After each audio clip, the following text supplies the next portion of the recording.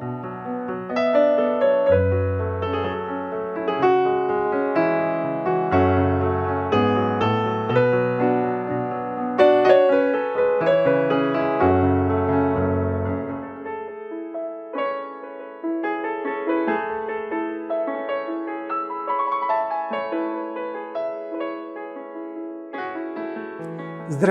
аз съм доктор Димитър Пашкулев. Лечебните растения са един невероятен дар на природата, от който човекът се възползва от незапомнени времена. В миналото билките, както и ценните растителни храни, подправките, етеричните масла са се използвали под различни директни форми, като прибавка към храната, като подправки, отвари, кремове. С течение на времето, с развитието на науката, се появяват технологии, благодарение на които се правят специализирани екстракти, при които действащи съставки са по-концентрирани и също така се изолират определени витамини, минерали, аминокиселини, отглеждат се пробиотични култури, ензими. Всички тези групи от природни биологично активни вещества се оказват много полезни, защото те обхващат всички страни от обмяната на веществата. Някои от тях задоволяват определени нужди на организма, други пречистват определени органи, регулират жизненно важни системи, между които основни са нервната и имунната система. Те регулират всъщност разнообразните функции в организма. За разлика от тях, синтетичните лекарства понякога са по-силни за овладяване на спешни случаи, примерно, но те имат и много повече противопоказания. Все повече се говори основателно за превенция, за предпазване, а също за реагиране в самото начало на заболяванията. Растителните продукти и техните концентрати определено имат предимства. Разбира се, те е необходимо да се ползват правилно и обикновено за по-дълъг период от време, за да може резултатът да бъде устойчив. Принципно има различни начини, за да може да оптимизираме действието на един природен продукт. Истината е, че разсеяната информация, която днес много хора в различни източници получават, рядко им е достатъчно от полза. Защо? Защото е необходимо да знаем особеностите на организма в здраве и болест и как най-добре да го подкрепим. Необходимо е, защото обикновено едно единствено средство е недостатъчно. Колкото и природните продукти да действат комплексно, все пак ако вземем една единствена билка, един единствен минерал и витамин, ще получим едностранчив ефект. Затова е необходимо да се правят съчетания, като е необходимо да знаем от всеки продукт по какво количество, в какви съотношения да смесваме и, разбира се, да наблегнем на качеството, защото един продукт, който съдържа теоретично сходен състав от определени билки, минерали, витамини, може да бъде и много качествен или да има много по-слаби свойства, ако не са спазени принципите. Има си европейски принцип за хигиена на помещенията, за качество на получените екстракти. Има различни видове екстракции, като в повечето случаи оптимално количество действащи вещества всъщност много по-голямо, отколкото при обикновения билков чай. Така се постига чрез динамична екстракция, при която билката, оситнена по подходящ начин, се залива многостепенно с разтворител, който последователно се връща и се обогатява при определена температура и налягане. Така се получават течни екстракти, които могат директно да се влагат в сиропните форми. От друга страна, ако се касае за хранителни добавки, твърди форми, например капсулни, има възможност високотехнологично, включително вакуумно изсушаване, да се приложи и съответния екстракт да бъде вложен или смесен с други субстанции, минерали, витамини, за да може да се получи окончателната формула.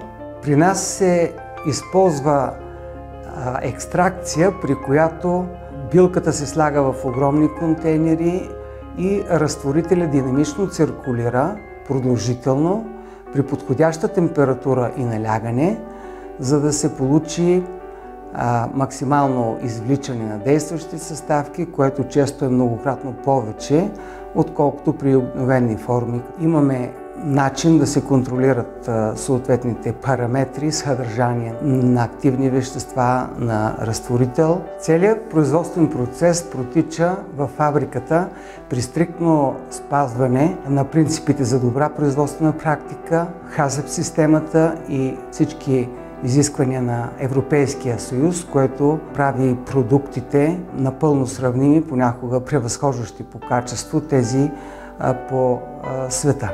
Съвременният свят се характеризира с много научно-технически постижения, но също така и с редица вредности, които се натрупват през поколенията и създават вече една критична обстановка. Те обхващат различни органи и системи и се дължат на повишения стрес, замърсяването на околната среда, неправилно хранене, обездвижване, нарушения в съня и други фактори, като особено тревожно е стръмното зачестяване на заболяванията, които са свързани с нерегулирана имунна система, инфекциозни, възпалителни, особено вследствие на вируси, заболявания, алергични, автоимунни. Всички те са свързани с именно нарушения в баланса на имунната система и освен това нервно-психичните проблеми, които на свой ред се отразяват също и върху имунната, сърдечно-съдовата система, ендокринната, въобще върху целия организъм. Имунната система има редица части, тя има сложно устройство. От една страна имаме защитни бариери на кожа, на лигавици, на дихателната система и така, които до някъде ни предпазват от нахлуване на микроорганизми. От друга страна има клетъчна част на имунната система с специални форми на бели кръвни клетки, лимфоцити предимно, които действат директно, като обхващат и разрушават причинителите. Имаме и имунитет, който е частично тихоморален имунитет, който се основава на антитела, които са белтъчни съставки, които циркулират из кръвта и също неутрализират определени вируси, бактерии, токсини, отделени от микробите. От една страна ние трябва да имаме достатъчно силна имунна система, от друга страна трябва да имаме балансирана имунна система, не някои нейни части да са активни, а други да са слаби, при което могат да се получат на свой ред други проблеми, алергични, автоимунни, така наречен цитокинова буря и така нататък. И природните продукти са особено ценни с това, че те балансират огромната част от тях и компетентно прилагани в съответните дозосъчетания, именно балансират имунната система. Тоест слабата имунна система се подкрепя, като същевременно няма риск от получаване на споменатите дисбаланси.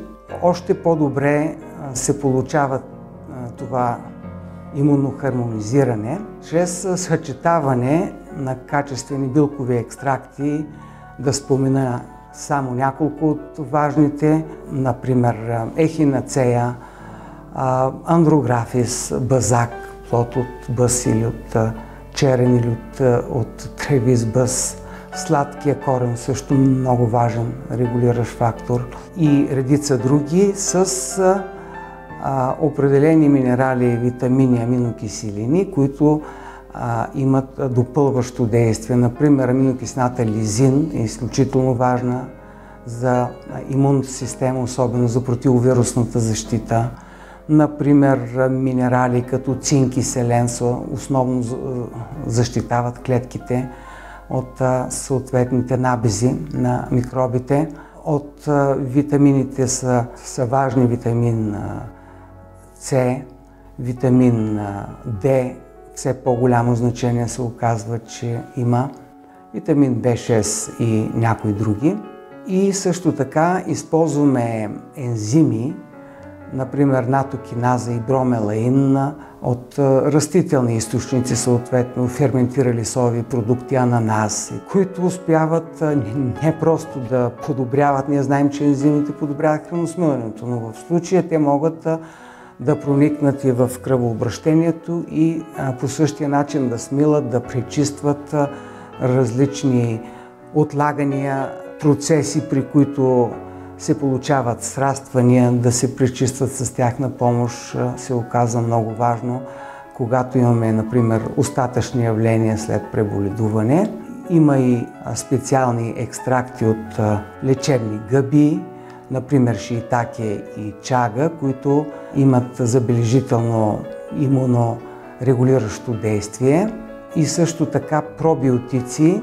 Всъщност това са симбиотици. Пробиотиците са полезните микроорганизми, докато те се хранят с особен вид въглехидрати, пребиотици, а съчетанието от пробиотици и пребиотици в модерната система на суплементация на формулиране на добавките се наричат симбиотици. И те имат също основно значение. Все повече научните открития се скланят към извода, че полезните чревни бактерии не просто регулират храносмилането или синтезират някои витамини, но те имат основно значение в цялостната обмяна на тялото, в образуването на имунни тела, на определени вещества, които регулират защитните сили на организма, така че това също е много важно, особено за хора, които са претърпяли тежки инфекции или са се лекували с силни антибиотици и други медикаменти. Така че възстановителният период задължително включваме природни продукти. Състоянието на нервната система често пъти става критично, както вследствие на сложностите на нашата цивилизация, така и конкретно след масови епидемии, усложненията от тях и всичко това се отразява най-вече в състояние на безпокойство и депресия, които засягат все по-висок процент от хората. Естествено, за временното блокиране на тези признаци са създадени лекарства, но продължителен прием ние знаем, че води след себе си до неприятни странични ефекти, до намаляване на работоспособността, а човек, за да бъде спокоен, балансиран, работоспособен, е много по-добре да води и природосъобразен начин на живот и да използва природни продукти, като има различни степени на повлияване вследствие на прием на природни продукти и наблюденията са тези, че тяхното ползване по случайен начин води до твърде малки или временни подобрения, но в същото време, ако използваме съвременни технологии за извличане на билкови екстракти, ако използваме съчетано с тях и аминокиселини, билки, минерали, витамини, резултатите са много по-бързи, много по-трайни.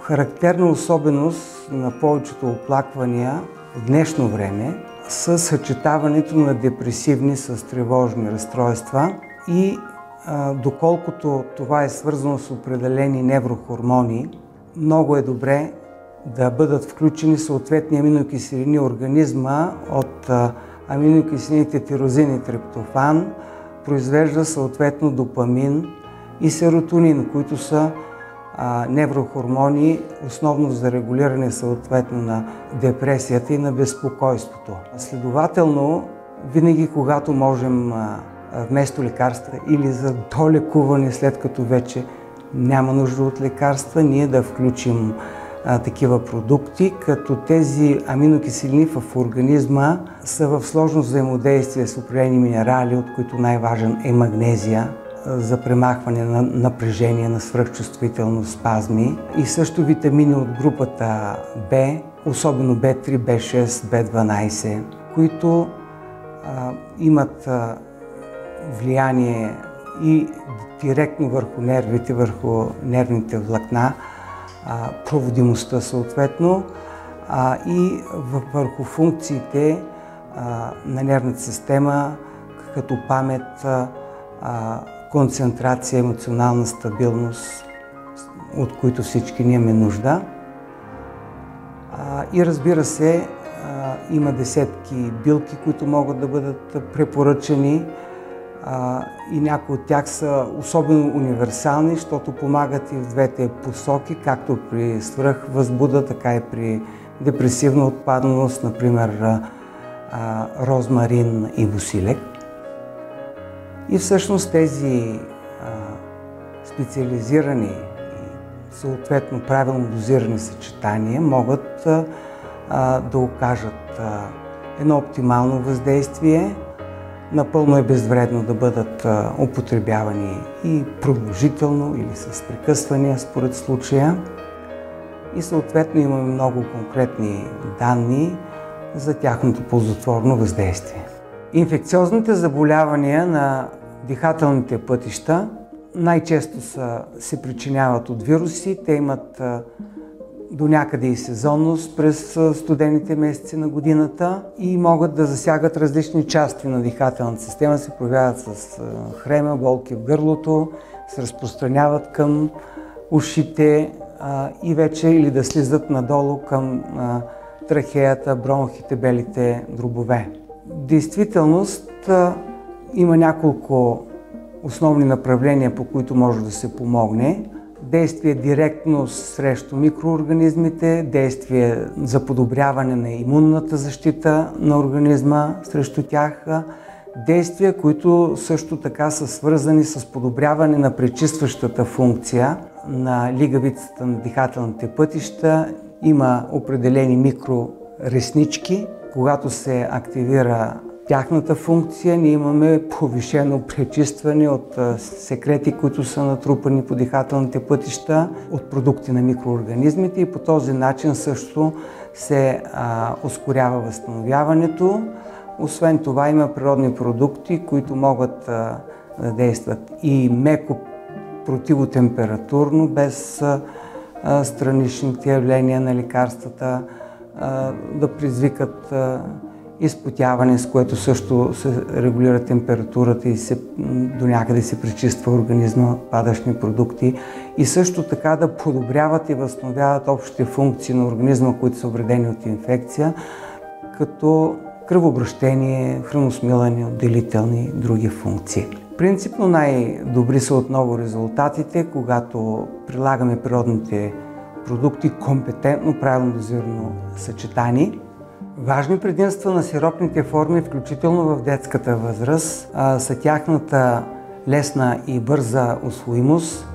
Самият им прием е приятен, като ние освен това не използваме рафинирана захар, използваме растителен глицерин, който успява да подобри и самата усвояемост и придава приятен вкус.